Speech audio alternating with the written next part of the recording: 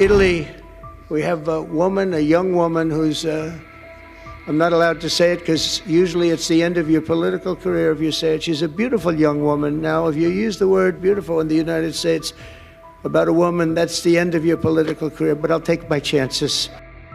Italy, we have a woman, a young woman who's, I'm not allowed to say it because usually it's the end of your political career if you say it. She's a beautiful young woman. Now, if you use the word beautiful in the United States about a woman, that's the end of your political career, but I'll take my chances. Where is she? There she is. You don't mind being called beautiful, right? Because you are. Thank you very much for coming. We appreciate it. She wanted to be here, and she's incredible, and they really respect her in Italy. She's a very successful politician. We have Norway. Oh, Norway. Oh, yeah, Norway. What happened, Norway? What happened? Where's Norway? Where is he? We have Johnny. We're going to the World Cup. I can tell you that. Where's Norway?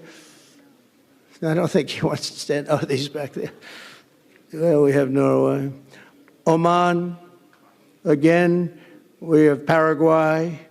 We have really fantastic representative from Saudi Arabia. Thank you very much. I'll tell you what, and this time we'll get you the best seat. He always gets the best seat. He deserves the best seat. But what a great place it is. Spain. Where's Spain? Are you guys working on him with respect to the GDP? We'll get close. We'll get close. But fantastic job you're doing. And UAE, which is great. United Kingdom. Where's United Kingdom? Where's our friend? Where? Come here. Is everything going good? Very good. It's very nice that you're here. These people all came in like 20-minute notice, and I think it's fantastic. And we have so many others, and just so many others. And it's such a compliment to what we're doing, because what we've done is something very unique and very special. So it's perhaps the wealthiest and most powerful group of nations ever assembled at one time, which is a big thing. We have achieved together in recent days a change that really is historic, and it's going to be remembered forever. And I want to thank the American team for their amazing work, and I want to thank, I think he'll go down as the greatest Secretary of State in the history of our country. I really believe that, Marco, or I wouldn't say it. Marco Rubio, I wouldn't say it. Maybe I would. You're doing a great job. I'll tell you, he's on course to do it. We've done a lot of work in 9 months. We've done a lot of work. I say that, 1 year ago, a little more, but 1 year ago, America, the United States of America was was a dead country.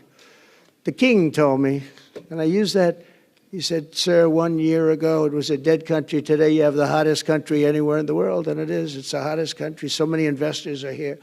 We have over $17 trillion being invested in the United States, which is a record that nobody has ever beaten. I don't think anybody will. And we still have 4 months to go before it's a year. So in 8 months, we have over $17 trillion. We're actually very close to $18 trillion. There's never been, as an example, the previous administration had less than $1 trillion over 4 years. We have, we're close to breaking $18 trillion in 8 months. That's pretty amazing.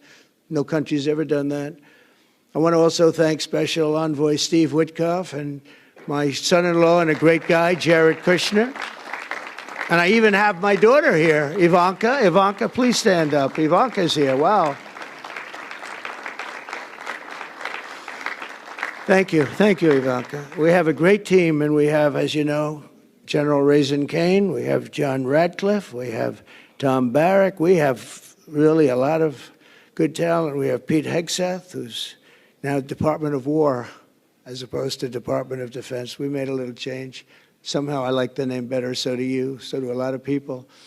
But the momentous breakthrough that we're here to celebrate tonight is more than the end of the war in Gaza. It's with God's help, it'll be the new beginning for an entire beautiful Middle East.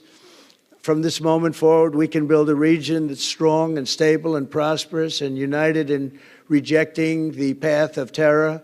once and for all. We want to get rid of the terror and get on to other things. There are many other things in life that are so good. The final sprint to this deal began less than 3 weeks ago on the sidelines of the United Nations in New York. I met with many of the people in this room, and it all just started coming together. I've known so many of you for so long. You're friends of mine. You're great people. I have a couple I don't like in particular, but I won't tell you who. I have actually a few of them I don't like at all, but you'll never find out who they are. Well, maybe you will, come to think of it. But I have most of you who I like a lot, and I respect a lot. Maybe that's more important. We listened, and we exchanged ideas, and we kept pushing forward until the job was done, and the first steps to peace are always the hardest. And today we've taken them, and we've put them all together, and we've come up with this beautiful mix like nobody thought was possible. And as you know, I've just come from Israel. It was an amazing day to watch the hostages come in, and to watch all of the other things and do all of the other things that we did.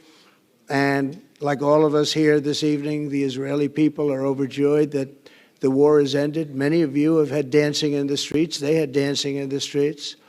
And they've been dancing for weeks now once they heard about this, and they heard that it was even a possibility.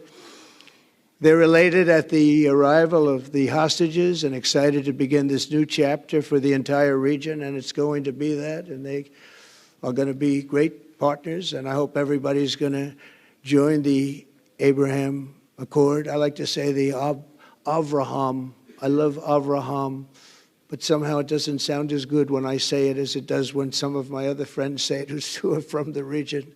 But we're going to get a lot of people joining the Abraham Accords. We have the 4 great nations that did it early on, and they stayed with it.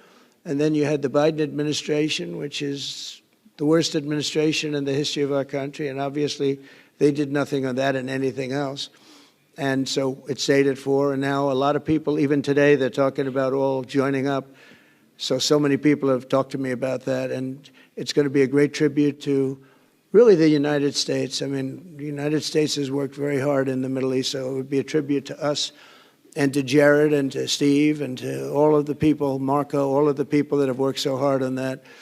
And it really is going to it's going to guarantee that it all stays together. You're going to do well, because the 4 nations do very well. I mean, they do extremely, they're wealthy, but they're a lot wealthier because of it. So I hope everybody's now joining up. Now we have no excuses. We don't have a Gaza.